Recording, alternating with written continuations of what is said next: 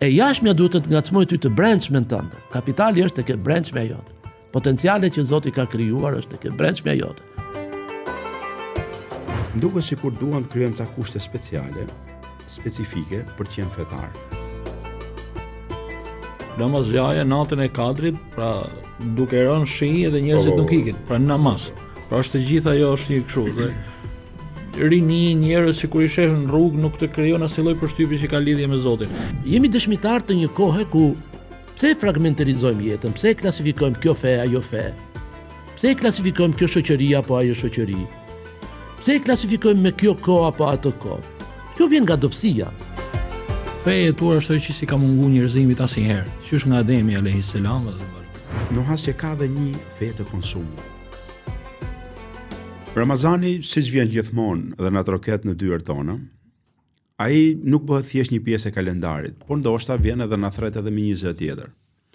Po flet për një Ramazan që na bashkohet në orët e ditës, pra është një kohë gjatë, pastaj vazhdon namazi, vazhdon teravit e me radhë.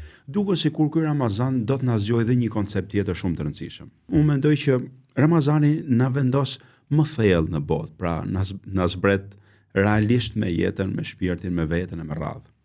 Si çdo Ramazan dhe sot, ne jemi bashkë me Barakaçelin. Sot kemi kënaqësinë dhe kemi të ftuar profesor Tahir Zenel Hasanin për diskutuar për këtë temë, për të folur për një Ramazan të jetuar, për një fe të zbritur në përditshmërinë tonë. Profesor, mirë se vjen. Mirë se vjen. Faleminderit që erdhët me ne, edhe me Baharin jemi si çdo pjesë të Ramazanit.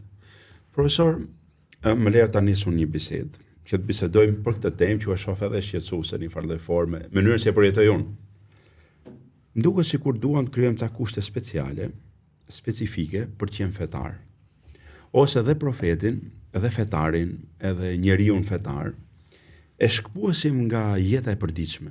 Bëjmë një njeri ideal atje, deri diku duket i pa arrirë për të bërë. Për shembull dhe ligjërimi jon nga herë themi kush ka qenë profeti, si kanë qenë sahabët, kush jemi ne. Krijojmë një hapësirë pa dashje.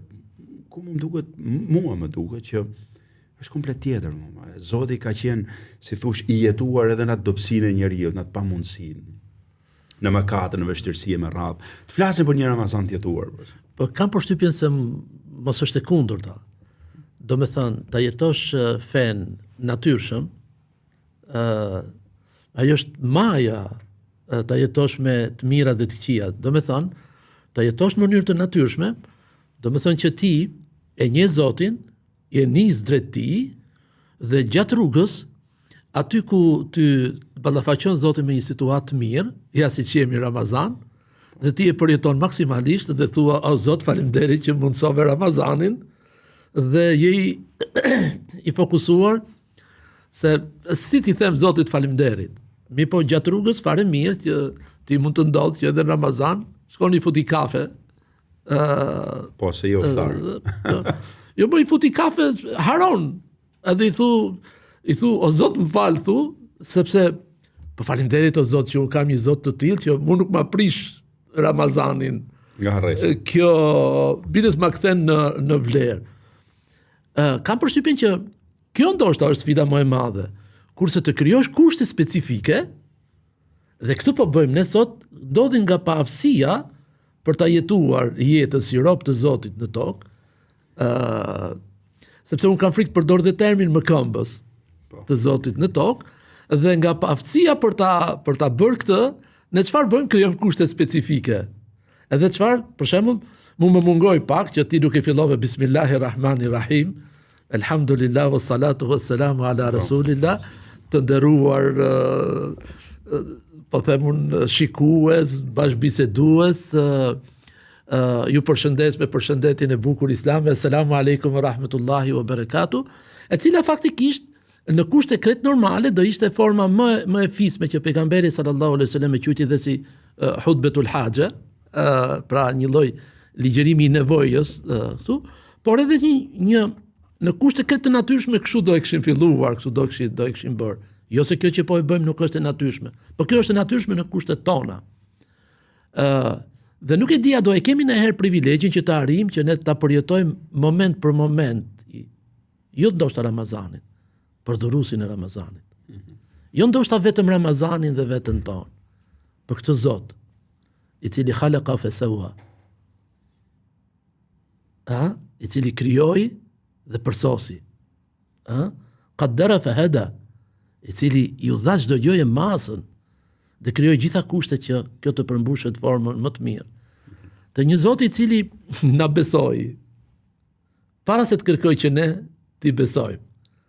Na besoi atë të cilët për etik Rabbil Alemini tregon edhe detajet e këtij besimit, se si ja shfaqi qijeve dhe tokës dhe maleve, dhe ato i refuzuan, dhe unë e ti, biles unë e ti dhe unë burëm, që ne jemi besimtarë, jemi dhe ftues, e mbajtëm atë, sepse ai e di se çka ka krijuar dhe e di dhe potencialin e brendshëm. Po është te kafja me Beharin ndërhyri në një nga këto qasjet, dhe tha që, po mirë, po atëre, po ne tash e dim që dynjaja është sprov. Po Behar, po tani them këtu. Është sprov, po është kjo sprov për të nxjerrë të potencial, që ti në kushte jo sprove, do e kështë ikur dhe të paktën sipas studimeve, përqindja më e madhe e jona, e njerëzve, kalojnë nga kjo botë, pa i shfaqur potencialet që Zoti i ka krijuar një dhe do të shfaqen dy. Por le të kthehemi tek Ramazani. Ramazani është pikërisht për të konsideruar këtë dobësinë tonë, këtë paaftësinë tonë, për ta jetuar çdo ditë gjendjen me Zotin, se Ramazani fundit çfarë është? Është gjendje me Zotin. Aq sa që nëse dikush të prish Terezin, ti thu dëgjoj, a di si është puna? Jam agjërueshëm. E zgjidhi pak më vonë një herë, po mos ma prish këtë gjendje. Çfarë jam agjërueshëm? Jam me Zotin pra.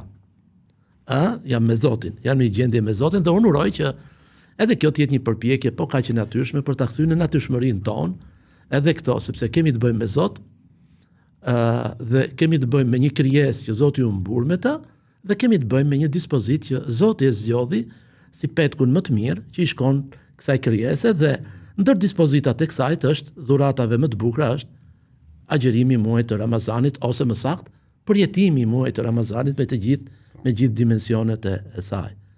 O nuk e di nëse bëj mirë apo bëj keq që po e zjas bisedën, po ndoshta edhe vitet bëjmë punën e vet.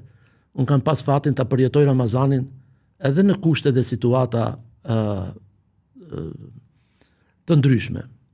Do me thënë, e kam përjetuar Ramazanin edhe para viteve 90, e kam përjetuar Ramazanin edhe në kohën e një entuziazmi të kthimit fetar, e kam përjetuar Ramazanin edhe në 97-ën, por e kam përjetuar Ramazanin edhe në këtë periudhë kur shoqëria jonë po bën një përpjekje për mua shumë të bukur, të fisme, për të kaluar në një next level, do thosha unë, në një fazë tjetër që merr përgjegjësitë shoqërore, nuk është më thjesht në pritje çfarë thon tjerët për ne, nuk është thjesht pritje se çfarë mund të na ofrojnë tjerët dhe sa e saktë apo sa jo e saktë, po unë jam dëshmitar i një periudhe që po marrim përgjegjësi se çfarë duhet bëjmë ne për vete dhe për shoqërinë tonë, dhe çfarë mund të bëjmë ne që të jemi dëshmitar pozitiv në kohën tonë.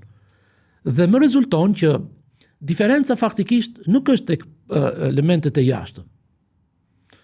Në kushte izolimi, përjashtimi, në kushte të një lirie të vështirë për të menaxhuar, se ne siç e dim që vërtet liria është gjëja më e madhe që është dhënë njerëzit, saqë vetë Zoti nuk i ndërhyn robit në atë, pasi ja ka besuar atë. Mi për një të kohë dim që është prova më e madhe për ta mirë menaxhuar atë. Unë besoj që është shumë më e vështirë se në kushte diktatit.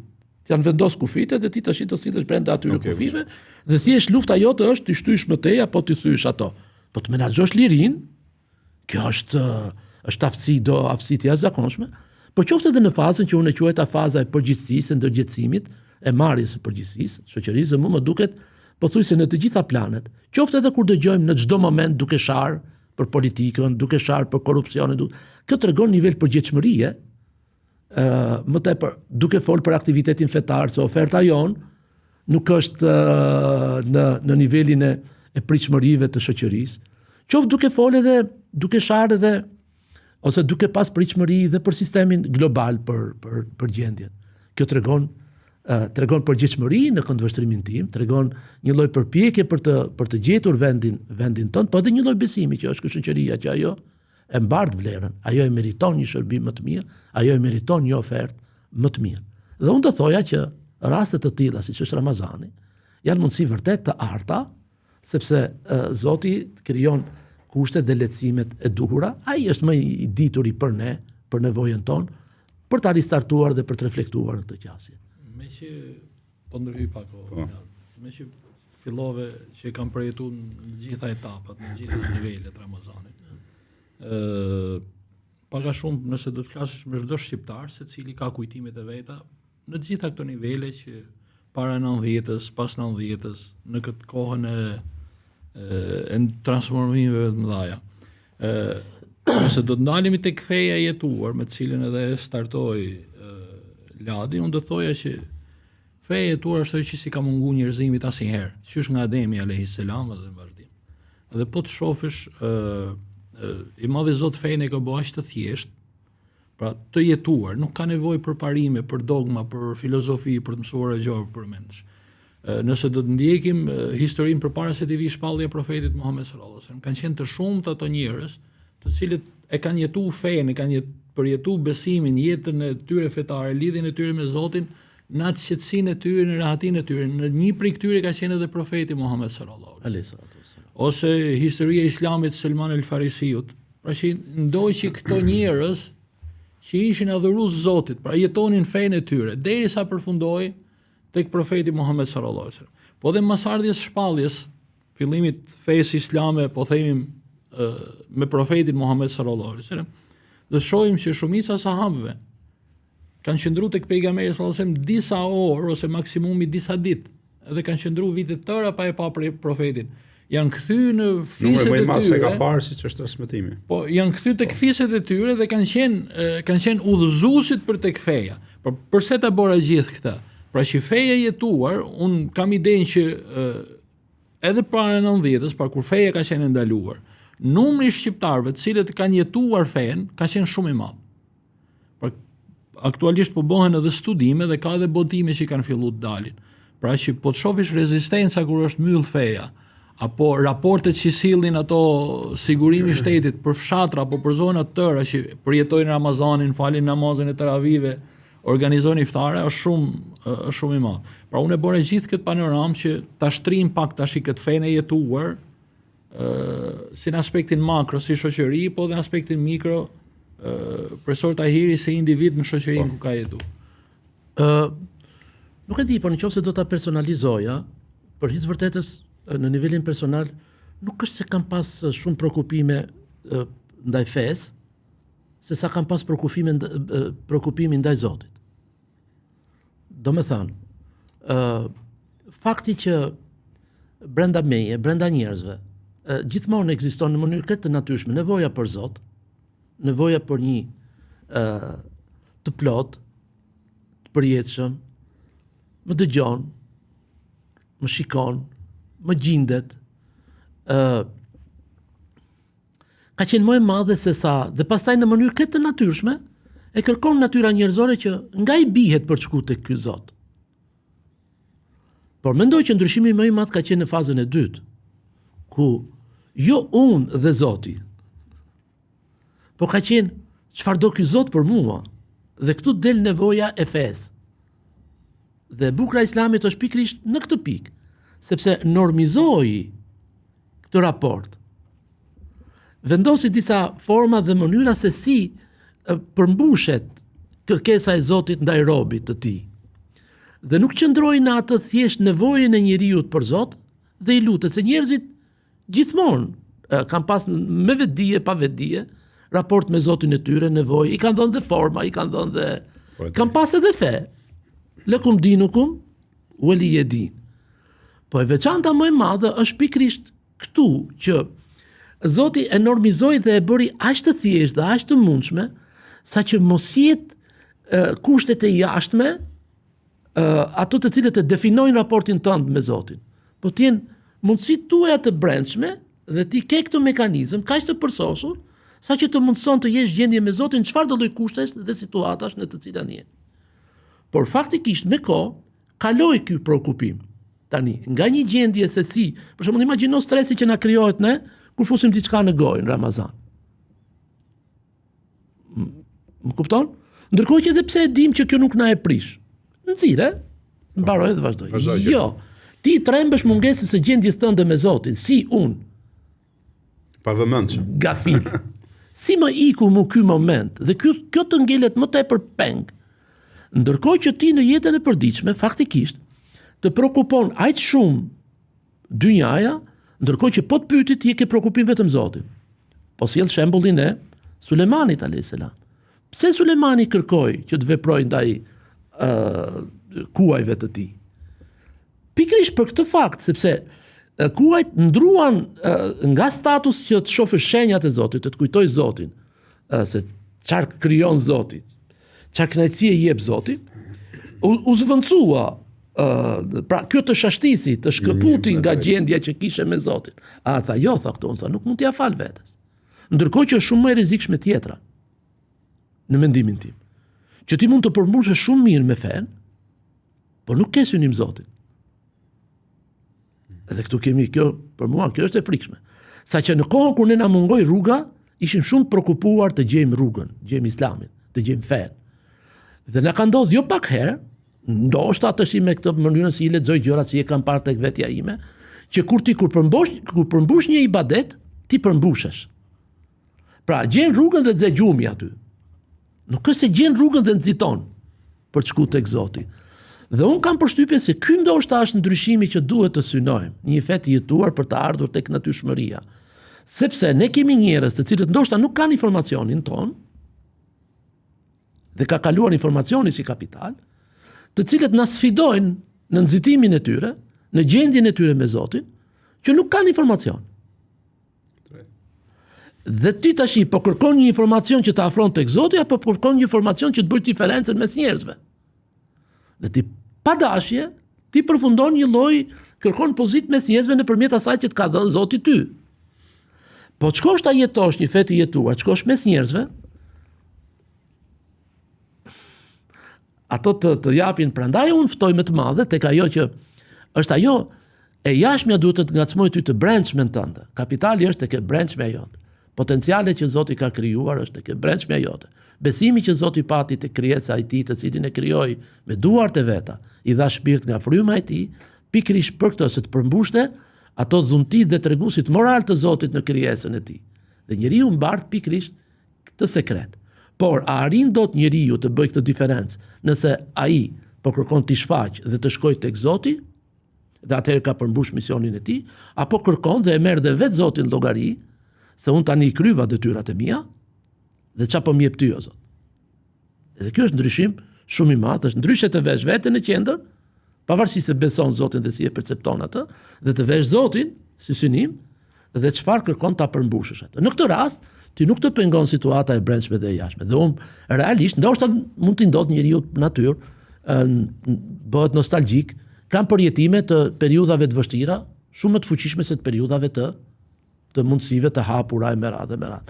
Shpesh, në ndje veten të sfiduar, që thoja si kur të kisha këtë mundësi, si kur ta dija dhe këtë gjë, kush i di çfarë do bëja, ajo më ka ngarkuar më tepër se sa, arritja asajt më ka ngarkuar më tepër se sa kur nuk e dija atë. Prandaj shqetësimi i profetit Muhammed sallallahu alaihi wasallam ishte pikërisht ky, nëse unë e përmbusha, e nxora atë që kisha apo jo.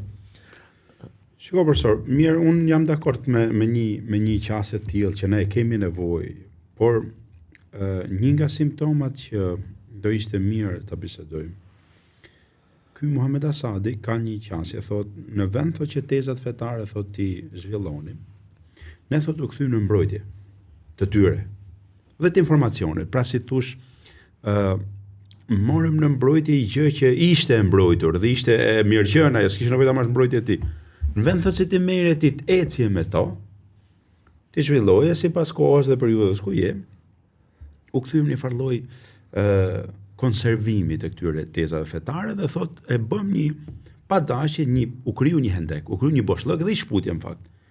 Njeriu i cili i lirë, pra njeriu i kësaj dynjaje, që ti ishte fetar, duhet ta thynte këtë mbrojtje që ke marrë ti përsipër, pra. Ti si njeri, ti që e përfaqëson për dhe formë fen. Dhe në këtë kohë ku jemi tani, mes kësaj dhe kësaj mund duket që jemi në pozicion mbrojtës. Nuk është se jemi pozicion zhvillues dhe njerëzit e duan zhvillimin, nuk më hamenja që ka njëri këtë botë që se do zhvillimin, kur ta takojë një gjë zhvilluar të siç i takon edhe natyrës njerëzore, mos i shkoj pas. Po duke qenë se je mbrojtje, i krijon barriera dhe atij tjetrit ndoshta. Nuk e di nëse jemi në një linjë apo jo. Po unë kam përshtypjen se këto janë specifikat e doptit. Këto janë specifikat e inferiorit. Është shumë e natyrshme që njeriu jo thjesht të identifikohet, po duhet ta justifikojë ekzistencën e tij. Dhe në qoftë se ai nuk është i përmbushur brenda vetes, ai kërkon pikërisht të bëhet pjesë e një gjëje më të madhe, pikërisht kërkon të ruajë atë që ka. I madhi, i plotësuari, i çliruari, e mat jetën e tij me sa jep. Dhe jo sa merr apo sa ka trashëguar. Dhe ai ndihet keq nëse nuk ka kushte dhe mundësi për të dhënë. Neve jemi dëshmitar të një kohe ku pse e fragmentarizojmë jetën, pse e klasifikojmë kjo fe, ajo fe, pse e klasifikojmë kjo shoqëri apo ajo shoqëri, pse e klasifikojmë me kjo kohë apo atë kohë. Kjo vjen nga dobësia. Unë nuk e di, nuk desha ta ngrej në për masa të largta, po iki në histori për lehtësi, për his vërtetë. Unë e klasifikoj veten këtë doptit të dobëve. Por nuk e quaj problem të jesh i dobët. Problemi është kur ta moralizosh dobësinë. Ta sjellësh si gjë, si zgjedhje më të mirë. Në një dynjë që po humb, unë po zgjedh demek për shkak të vlerave, të parimeve, të gjonave që unë ju besoj, kjo është gabim. Po unë vetë personalisht e klasifikoj veten tek doptit. Ç'a ndodh? Rabi ibn Amir, pse po shkoj ke Rabi ibn Amir për ta pas pak më të lehtë. Rabi ibn Amir nuk është se ishte i fortë. Në gjitha drejtimet nuk ishte i fortë. Por ai e kishte shit veten tek i forti. E kishte hedh veten tek Zoti. Dhe kishte një entuziazëm deri në ekstaz. Ai po përjetonte çdo situatë, përjetonte në hijen e kësaj qasjeje. Dhe ai çfarë tha? Po prit se ishte në ballafaqim me kush ishin persët? Me shefin e Kush ishin arabët? Kush ishte vetë ky individ? Çfarë pritje i kishte bë ai? Ai e kishte arritur ta kap se çfarë kanë këto arab. Se në qasjen perse këto ishin arab, ne themi muslimanët 1 2 3 4. Prit se po bëjmë qasje humane si propozimi për veten, po jo si që bëjnë edhe ato tjera, si me thonë. Dhe ai e pyeti për këtë specifik, i tha, ore, ne jemi 1000 ca vjet, sa vjet ka qenë perandoria perse, se je je i fushës. Edhe tha, ore, qa kërkoni ju? Unë e njoh se si funksionon jeta. Inna Allahe ibta'athana. Fjala ba'th më bëri dheut. Nuk e di unë kështu e kam mësu fen, ke pikat të besimit, wal yawmil ba'th. Imani, ka kushtet e imanit, si me thonë, të ditën e ringjalljes.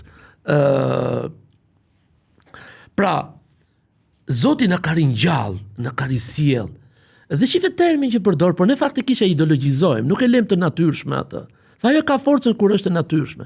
Kej nukhrija nas min ibadati al-ibad ila ibadati rabbil ibad. Pra, ai e jetoi jetën tani, e jetoi këtë botë në hijen e asaj çka do Zoti 1, po edhe të botës tjetër 2. Por ne në jetën tonë mungon shumë bota tjetër. Dhe mua vërtet më dhimbset vetja ime, sepse i bim një qafë dynjas, i kërkojmë atë që ato nuk e ka ajo. Sa do të arish ti tek e pakufishmja.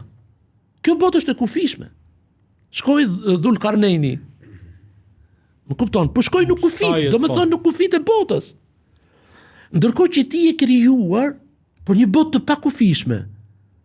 Dhe Rabi ibn Amir solli pikërisht këtë. Të jetuarit në një botë të kufishme, me një jetë dhe me një përjetim të një bote të pakufishme.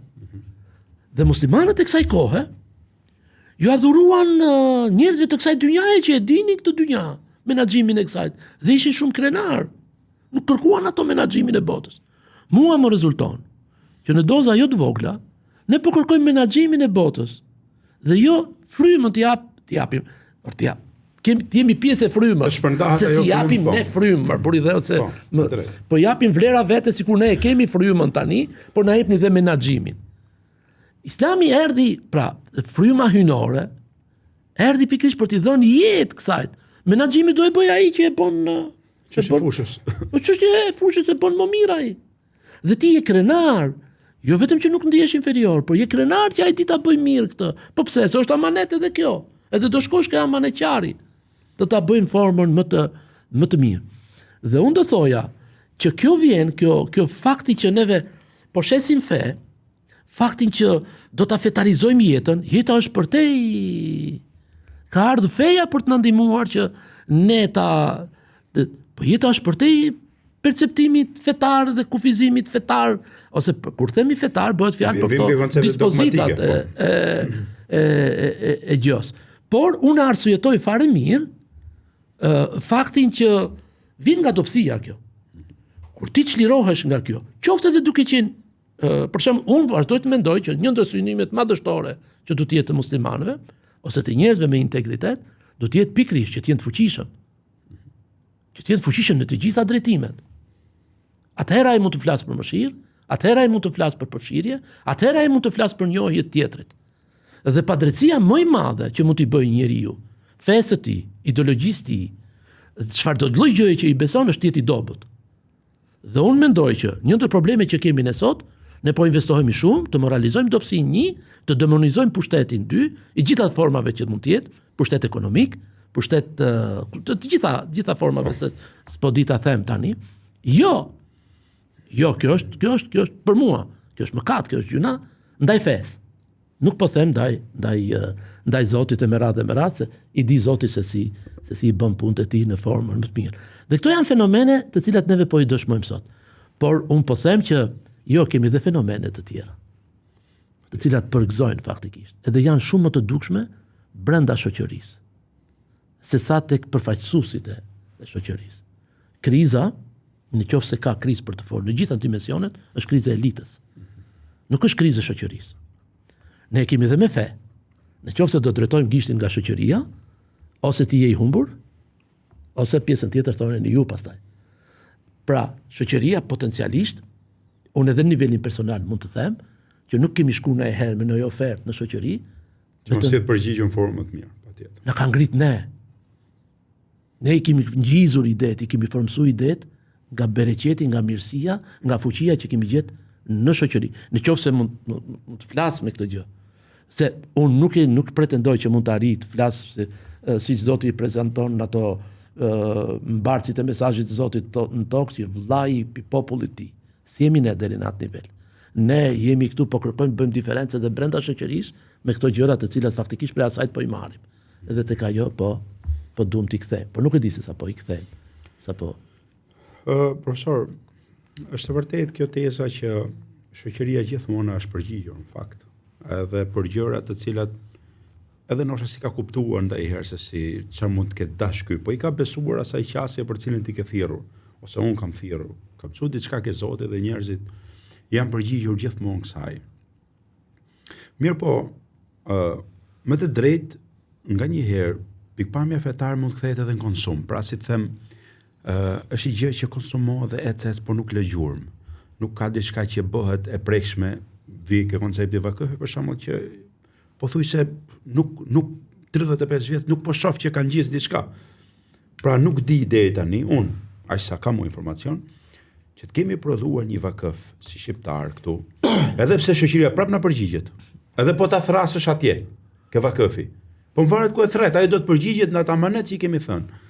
Por një dimension tjetër kisha dëshirë diskutojmë bashkë, që një fet jetuar nëpërmjet gjërave të cilat i shërben kësaj shoqërie. Pra që lë gjurmë, që e vën një gjurmë, preket, jetohet, përfiton shoqëria, përfitojmë ne nga mirësia e shoqërisë, trashëgohen ndër breza. Deri diku, profesor, nuhas që ka dhe një fe të konsumit. Pra, konsumi i haditheve, konsumi i ajeteve, konsumi i fjalëve, konsum edhe një kapitalit të madh që ka shoqëria, por nuk lë gjurmë. Ka lu ndoshta. Si thosh nuk vetë ta bën. Ligjërimi, domthonë duke fol gjithmonë Jo vetëm konsum, por duke fol njerëzve ndoshta edhe për gjëra që ato nuk i kanë të përditshmërisë tyre. Thash pra prandaj ai përgjigjet prapë, megjithëse ai prapë përgjigjet. Po ti tregon në një gjë që nuk bëhet prapë jetueshme, është prapë në Jo, un kam përshtypjen se Pra, un kam një rast me një person që vazhdimisht i flisja me hadithe, i përmendja hadithe. Pse s'fal namazin, pse s'agjeron Ramazanin e tjera. Në një moment i them që ishte një çështje konsumi dhe them që profeti Muhammed sallallahu alajhi wasallam thotë që duhet me ia dhon hakun punëtorit përpara se t'i thahet djersa. Tha ti pse s'm thu kështu hadithesh, po m'flet gjithë ditën tha me ato të tjerat. Pra diçka që unë kam jetuar vet. Pra ndoshta ti përgjigjet në jetë. A nuk i kemi prek njerëzit ato që ato duan ta jetojnë, pra fen don ta ketë konkrete, don ta ketë në dorën e tij. nuk e di, por kam përshtypjen se po hapni një temë shumë interesante. Unë e kam shumë për zemër, po as vet nuk e kam formsuar mirë. Kam përshtypjen se edhe vetë shoqëria jonë është fut në një fazë tjetër, por unë mendoj që është fenomen edhe global. Ju përmendët 2-3 gjëra një herë, është paktën siç e perceptova unë.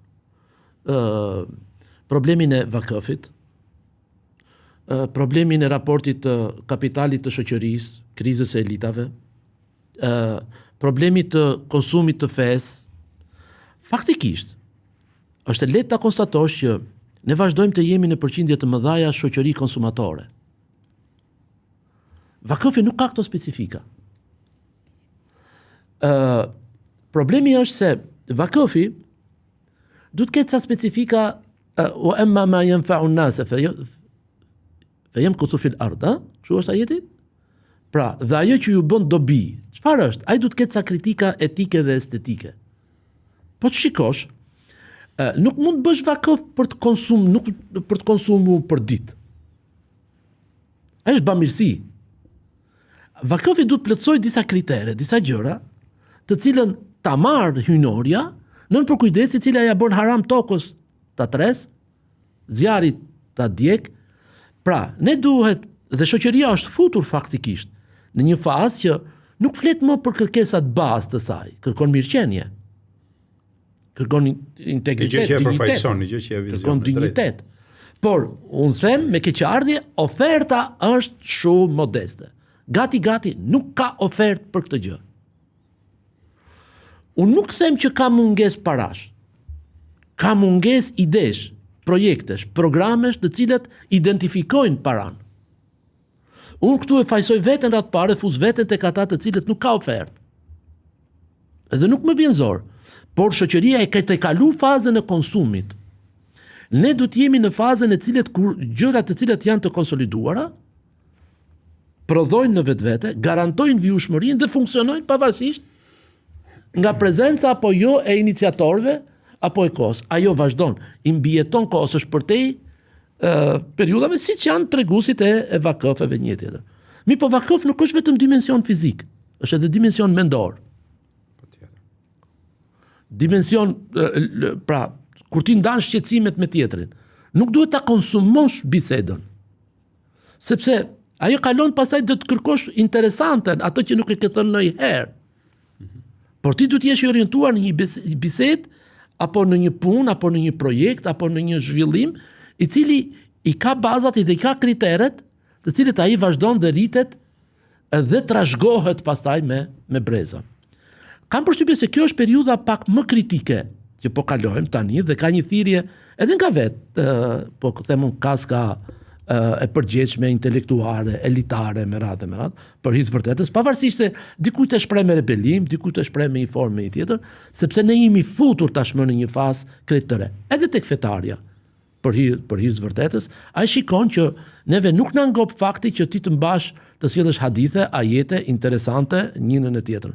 Por ti ke përgjithshmërinë që këto të kthehen në projekte, të marrin jetë, edhe vërtet Ramazani të jetë një sezon, prezantim projektesh, idesh e gjonash të cilët e ngren shoqërinë në një stad krejt tjetër, sepse faktikisht shoqëria është në një stad tjetër. Dhe ajo biles është avangard, është para nesh.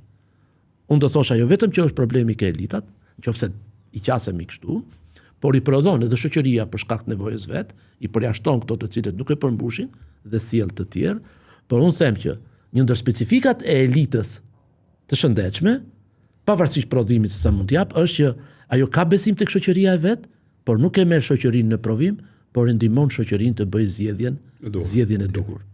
Dhe janë projekte dhe ide të cilat shkojnë në shoqëri për ta identifikuar vlerën e elitës dhe jo të shoqërisë, në fakt. Edhe shoqëria për mua e ka treguar vazhdimisht këtë gjë. Dashamirësinë dhe përgjigjen historikisht, profesor, domthon jo vetëm aq. Është fakt, domthon ti ftoje shoqërinë në punë të hajrit, nuk e diskuton ai, është i gatshëm të përgjigjet. Jo vetëm aq, po të përjashton nëse nuk je meritor. Kjo është e keqja më e madhe. Dhe këtu ngelet sa fuqi rezistuese ka elita për ta mbajtur veten në pozitën e vet. Dhe ne faktikisht sot jemi dëshmitar të kësaj që elita po kapet gjitha llojet e elitave, po kapet kështu fort që mos e lëshoj atë pozitën e vet, nuk po prodhon ofertë, si më thën, dhe prandaj e abandonon shoqëria. Sloganet i ka shumë të sakta, çështjet i ka shumë të drejta, kauza duket se është shumë, po nuk prodhon ajo. Ajo nuk ofron projekte të cilët shoqëria ti përgjigjet. Mos hym në gjëra konkrete, por do thosha që fetarisht të paktën duhet ndjejmë përgjithshmërinë e gjës, që duhet plotësohen të gjitha kriteret. Nuk mjafton qëllimi i mirë, nuk mjafton fakti që ti ke qenë i dobishëm për një periudhë të caktuar, po duhet ta kesh ofertën po kaq të bukur, po kaq të shnetshme, që të shkojnë në raport të drejtë, si thani jeti me rrugën e ndjekur apo me ofertën cilë. Ose më saktë jemi edhe mbartës të asaj stajibu lillahi wa lirrasul lima yuhyikum, pra tek ajo që ju jep jetë. Përgjigjen për ato dhe për vetë që jep jetë vërtet. Dërgojnë në atë që ju jep jetë. Pra ndoshta tash nëse do të flasim ne ligjëruesit fetar apo hoxhallarët apo është detyra parsorë që ti çosh njerëzit tek kjo, te burimi i jetës, edhe është patjetër që ato do të Unë nuk e di se si erdhi ky Ramazan kaq shpejt për hir të vërtetës, sepse i kam shumë të fresta, shumë të gjalla për jetimet e Ramazanit që kaloi. Dhe një ndër gjërat që më ka bërë shumë përshtypje, ka qenë diferenca në mes ofertës dhe potencialit që janë përgjigje njerëzit, po vërtet. Realisht janë befasuar, djem të ri, shtresa dhe kategoritë të cilat neve po të kishim bërë studime kushtetisë të thelluara, nuk do t'i kishim identifikuar dot. Po ajo që më dhëmbë është që neve nuk po shkojmë të marrim vlerat dhe gjërat pozitive që i kanë shtyr këto njerëz dhe si mund t'i orientojmë ato dhe të marrim të përgjithësi. Se në fundit roli është orientues, nuk është formësues. Nuk e mbjell dot ti vlerën tek ai tjetër. Ai e mbart. Po ti krijon kushte që ta identifikoj. E lejmë të këtë nivel, po vim në nivelin tjetër që është shumë i dhimbshëm. Ai e ka shfaqur dhe ti as nuk di ta konstatosh atë, dhe aq më tepër të gjesh mekanizmat se si ta orientosh këtë në linjën e duhur. Për mua, diferencën më të madhe që solli modeli i pejgamberit sallallahu alaihi wasallam dhe kush e ndoqi më pas, ka qenë pikërisht këtu. E para, nuk vori standarde dhe kufizime a priori për përzgjedhjen kush i përgjigjet i projekti apo jo. E dyta, kishte ngrit strukturën dhe ecte bashk me njerëzit drejt një orientimi që e kthente gjithë këtë vlerë në kapital. E treta, nuk merrte vlerë kërkush, as vetë profeti Muhammed sallallahu alaihi wasallam apo kush do tjetër që e ndoqi, por kjo gjithë ishte për Zotin dhe vlerësohej dinjiteti njerëzor në ekstrem. Që kjo është për Zotin dhe sipas rrugës Zotit dhe pas një interesi të një kategorie apo të kush do tjetër që pretendon të përfaqësojë ai ishte shërbëtor, se si e shtron këtë rrugë për të shku tek Zoti. I kthehem Ramazanit që kaluam. Ramazani që kaloi, qoftë në dimensionin kombëtar, ne jemi befasu, jo vetëm me numrin, po edhe me përkushtimin, po qoftë edhe në dimensionin rajonal, e cila të gjithë ne jemi të ndërgjegjshëm që kjo nuk ka qenë fryt i një oferte apo një pune të bërë nga aktivistët, po më po them edhe globalisht. Unë kam kurajo ta përmend ngjarjet e Gazës. I kanë dhënë një dimension krejt tjetër. Për shoqëri që në hesapin ton, por nuk kanë asnjë lloj lidhje me Gazën apo me kauzën e Zotit apo nëse do ta spresim me fetarët. Pa pikërisht për atë se duhet ne kemi koncept shumë të ngushtë për fetarët, ne duhet ta pranojmë. Unë nuk po them që nuk është domosdoshme të njohim dispozitat njërin e tjetër. Por nuk duhet ta kufizojmë tek dispozitat. Unë nuk po them që nuk duhet vlerësuar ai që i njeh dhe mundohet të zbatojë dispozitat. Por ne duhet ta përdorim këtë si argument për të kuptuar që asnjë nuk është i privuar nga mirësia dhe rahmeti i Zotit. Ne nuk duhet të mendojmë që ne do ta gjejmë rrugën për tek Zoti në mënyrë aventureske dhe jashtë tyre dispozitave. Por mos haro, toka u ngushtua për atë të cilën ai ishte në parametrat hyjnor, po edhe toksor, jashtë rrugës Zotit. Dhe kur ai e kërkoi atë, toka ju ngushtua atit. Mrekullit profetit Muhammed sallallahu alaihi wasallam nuk kanë ndodhur me këto të cilët e kanë ndjer rrugën në mënyrë të rregullt. E kanë ndjer. Por ato të cilët gjetën forcë të kapërcejnë gjithë ato barriera që kishin vendosur në jetën e tyre, me shkeljet e dispozitave, mos interesimin lart e poshtë, po kur ju flet e brendshme shifë çfarë fuqi e ka, dhe unë gjithmonë e kam xhelozuar atë që vrau 99 dhe shkoj atje. Por ne duhet të jemi pikrisht studiues të këtyre fenomeneve, njohës të këtyre dhe mundësisht me u lut Zotit të jemi dhe orientues apo udhëzues me ushtru rrugën se si shkohet tek Zoti. Nisë bisedën që thej që shoqëria ka gatishmëri pra Ramazanin e kaluar pa më dhe një lloj përgjigje. Pra, është interesant ajo që unë të paktën që më ka rastis me shumë miq, po edhe të huaj që kanë vizituar Shqipërinë, ai që u bën përshtypje është kur shifet ajo namazjaja natën e Kadrit, pra duke rënë shi dhe njerëzit nuk ikin, pra në namaz. Pra është të gjitha ajo është një kështu dhe rini njerëz që kur i sheh në rrugë nuk të krijon asnjë lloj përshtypje që ka lidhje me Zotin. Mu më kujtu është një sondazh që kanë bërë ky Zaloshnja me pra është financohet nga një institut perëndimor, se më mend tash për momentin për të përqindjen e përkushtimit fetar në shoqërinë shqiptare, duke marrë parasysh se Shqipëria është i vetmi vend në botë që ateizmin e ka pas institucional, pra e ka pas zyrtar. Edhe interesant është se nga rezultatet e kërkimit del që 92.8% e shoqërisë besojnë në Zot. Pra dikund ke 7% ishte që agnostike këto gjëra që ne mund mos i quajmë që janë lidhje me Zotin drejt për drejt. Po deri diku prapa të shprehësohen. Pa përqindja ateistëve. Jo, të lutem. A kthehesh dot tek çështja e ofertës apo jo? Pse? Çështja e besimit, çështja e fesë, njerëzit e mbartin natyrshëm dhe po na sfidojnë çdo ditë më tepër duke e shfaqur atë. Për shembull, ti përmende ato që kanë qenë në shije në dytë natës e njërin e tjetër. Kurse nuk më bin sy më tepër kjo. Më bin në sy vetja, ju dhe kolegët e mi, që janë në kushte shumë komode, janë brenda, nuk janë asë në shi. Biles, shkon edhe më tej dhe me të drejtë, thot namazi i natës në shtëpi, është të gjitha kanë të drejtë. Por unë them që, a nuk na ngacmon kjo, që ne të ofrojmë ofertë, dhe cila është oferta për këtë kategori, ose cila është ajo që i ndihmon këto njerëz që kanë 90% sa ishin 90 e sa? 92.8% besimtar. Sipas sondazhit, dhe neve po u ofrojmë diçka që ai këtë krenari ta institucionalizoj, këtë nevojë ta orientoj, ta çoj, apo ta konsumoj. Se një ndër tema që hapi Ladi në fillim, dhe unë do desha të rikthehem, është çështja se të paktën unë kam kriju këtë perceptim, nuk mos jeti i bazuar, merret edhe hidhet me rahatit plot, po ka një tendencë që e mira, po edhe feja të konsumohet. Dhe e keqja është kthy në normë, pakënaqësia është kthy në ku do që të shkosh, një pesimizëm, një pakënaqësi, ore ka të drejtë, po shkon në mëmblet vetëm këto. Kurse të mirën e konsumon ai.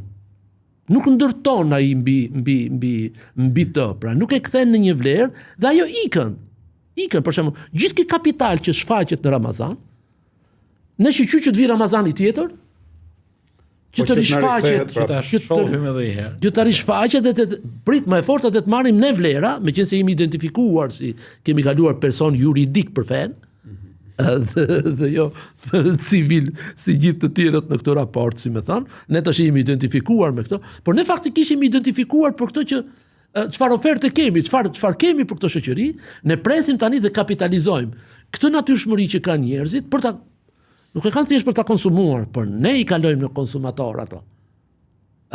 Siç po shohim që sot Komunitetet të mëdha të shoqërisë njerëzore mbahen kastile thjesht konsumues. Dhe këtu as nuk i prish dhe as nuk i ndreq punë kërkujt. Ka për të mbush sheshet plot. Më kupton? Nga kategori që kur nuk na shkon në mendje.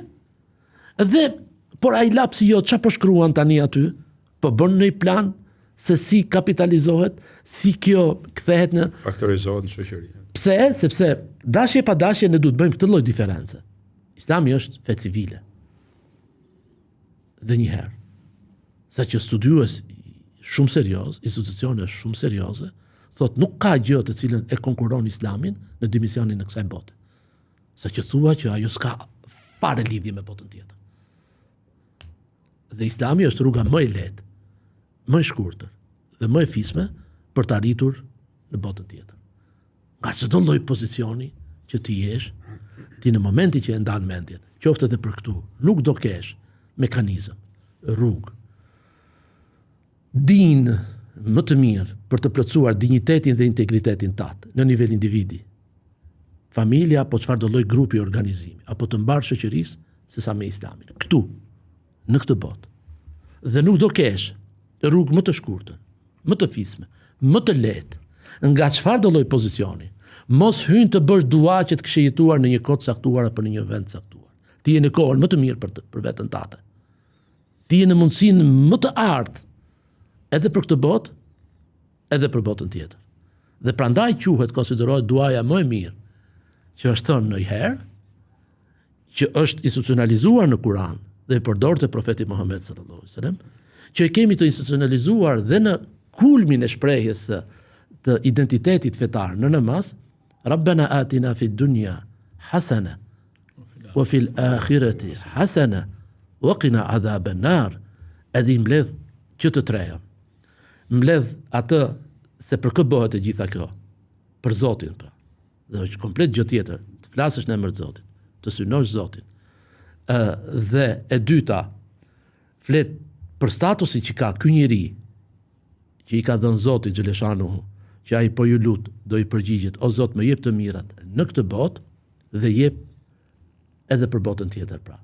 Shumë kush provokoi, jo rrallëherë kanë provokuar dietarët për të vendosur këtë ekuilibër, dhe ka shkuar dhe dikush provokoi dhe tha Rabbana atina fil akhirati hasana wa fid dunya hasana wa qina adhaban nar.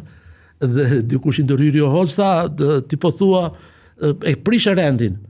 Tha edhe ky prap tha që o Zot na jep të mira në ahiret, në botën tjetër, se ne e përsosim fakt, jo vetëm bisedën, por edhe ofertën tonë për botën tjetër. Mi po e përsosim me nuk. Mos bëj këtë. Mos se pasuria të prish. Mos se pushteti të prish, mos se përfshirja në shoqëri të prish. Jo, nuk u është nuk. Ajo që e bën njeriu është pikërisht këtë. Unë i kam besuar Zotit, thumma istaqim.